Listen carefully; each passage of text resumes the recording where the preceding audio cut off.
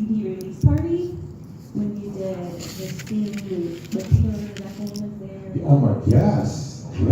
Wow. When was that? Oh, I brought a picture, so I'll show you. Oh, good. Good memory. What kind of awkward stage I was in at that point. I don't think you felt the greatest either. You had a cold. So you had a hat on. So speaking of the scene, I'm real excited for the scene of both of you, but I was wondering, Kyle, if you're going to do any more like Broadway or Get to Broadway. I missed the one in Vegas. You know, I had, so growing up in the New York area, that was always a bucket list, thing, just something I always wanted to do.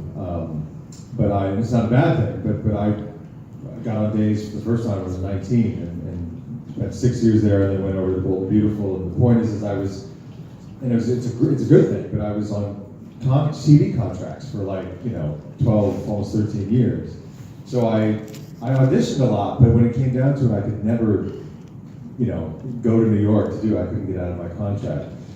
And then I left B&B, I think it was like 2011 or something like that. And I was like, this is a time I really want to pursue this. And I went to New York and auditioned for Rock of Ages.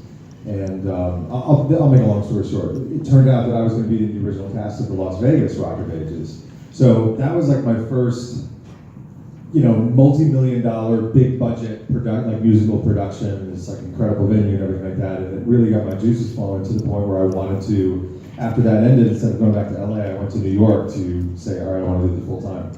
And the long and the short of it is that, growing up in New York, I always wanted to live in New York and work in New York. But it didn't take very long before I just really missed my daughter and because my life is in LA. And I went to a winter in New York, which is not cool.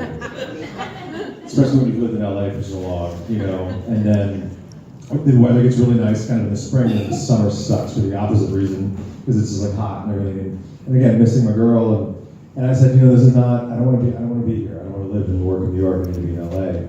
So that's kind of like the backstory to answer your question, is that it's still like, do I want to do it, pursue it? Yeah, but it's just I'm in this place where I live in Los Angeles. And if I learned anything from living in New York, you need to be there. If you want to go on Broadway, you need to be in New York.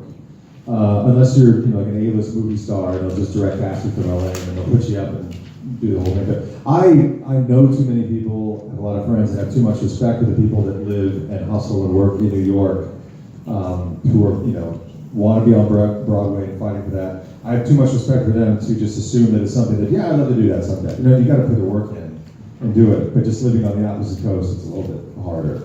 But I love my experience in Vegas with that show. It was wonderful, and I'd love to do it someday. Just the stars would have to align in some way, shape, or form.